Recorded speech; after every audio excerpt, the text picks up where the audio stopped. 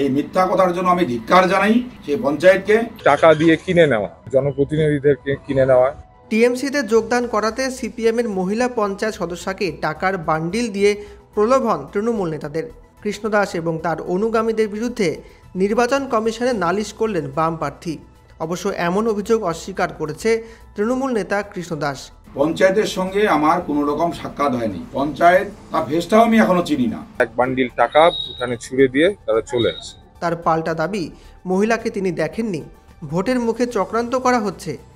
জলপাইগুড়ির ঘটনায় হইচই রাজনৈতিক মহলে। জানা গেল করলা ভ্যালি চা বাগানের শ্রমিক রুবিনা মুন্ডা সিপিএম দলের একজন নির্বাচিত পঞ্চায়েত সদস্যা। সিপিএমের অভিযোগ, পঞ্চায়েত ভোটের পর থেকে রুবিনাকে তৃণমূলে টানার জন্য বিভিন্নভাবে ভয়ভীতি প্রদর্শন করছিলেন স্থানীয় তৃণমূল নেতারা। রোববার সন্ধ্যায় রুবিনার বাড়িতে দলবল নিয়ে চড়াও হন শাসক নেতারা। বিছানায় 500 টাকার নোটের বান্ডিল ফেলে তারা বলেন, টাকা দিচ্ছি, তৃণমূলে ঝান্ডা ধরবি, না হলে বিপদ আছে। এ নিয়ে রাতেই জলপাইগুড়ি কোতোয়ালি থানায় লিখিত অভিযোগ দায়ের করেন সিপিএম প্রার্থী দেবরাজ বর্মন। তিনি বলেন, ভোটের মুখে একজন বাম মহিলা জনপ্রতিনিধিকে টাকার প্রলোভন দিয়ে কিনে নেওয়ার চেষ্টা করছে তৃণমূল নেতারা। বিষয়টিকে অবশ্য সাজানো ঘটনা বলে উড়িয়ে দিয়েছে শাসক জেলা কমিটির সদস্য তপন ব্যানার্জি। তার বক্তব্য, তৃণমূলের অবস্থা এত খারাপ হয়নি যে সিপিএমের এক সদস্যকে টাকা দিয়ে দলে টানতে হবে।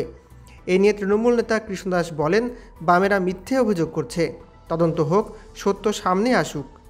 তার বাড়িতে রীতিমতো চাপ চলছে তাকে দল বদল করানোর জন্য তৃণমূলের থেকে, তৃণমূল কংগ্রেসের থেকে। তো সেক্ষেত্রে আজকে ব্যাপারটা একটু মাত্রাতিরিক্ত হয়ে গেছে এবং সেখানে প্রায় 25-30 জনের মতো গুন্ডা বাহিনীর লোক তারা এসে, তৃণমূলের গুন্ডা বাহিনী তারা এসে তার বাড়িতে চড়াও হয় এবং রীতিমতো তার বাড়িতে চাপ দেওয়া হয় বাড়ির লোককে। এবং সেক্ষেত্রে তারপরে যখন চাপের কাছে তারা নথি স্বীকার করেনি, তো সেসব দিয়ে এক বান্ডিল টাকা উঠানে ছুড়ে দিয়ে তারা চলে আসে। তো এই ব্যাপারটা নিয়ে আমরা পুলিশ প্রশাসনের দ্বারস্থ হই। যখন চাপ দিয়ে পারলো না, তখন একটা কি বলবো, যেটা ওরা করে থাকে, যে টাকা দিয়ে কিনে নেওয়া, ভোট কিনে নেওয়া, জনপ্রতিনিধিদেরকে কিনে নেওয়া, এই ব্যাপারটাই করার চেষ্টা করেছে।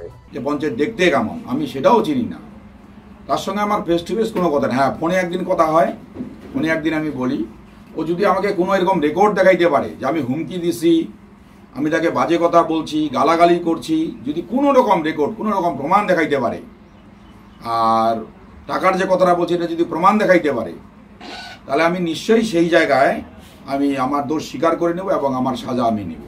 তো আমাদের নামে এরকম মিথ্যা বলা হচ্ছে, কারণ মমতা বন্দ্যোপাধ্যায়ের আদর্শে আমরা আদর্শিত। মমতা বন্দ্যোপাধ্যায় যেমন BJP, CPM, Congress, Trinamool, RSP, যত পার্টি আছে সবাইকে যেমন লক্ষ্মীর ভাণ্ডার দেয়, সবাইকে বৃদ্ধ ভাতা দেয়, সবাইকে স্বাস্থ্যসাথী দেয়, সবাইকে আজকে তোমার কন্যাশ্রী দেয়, রূপশ্রী দেয়, সেই হিসাবে ভোটটা চাওয়ার অধিকার আমাদের সবার কাছে আছে।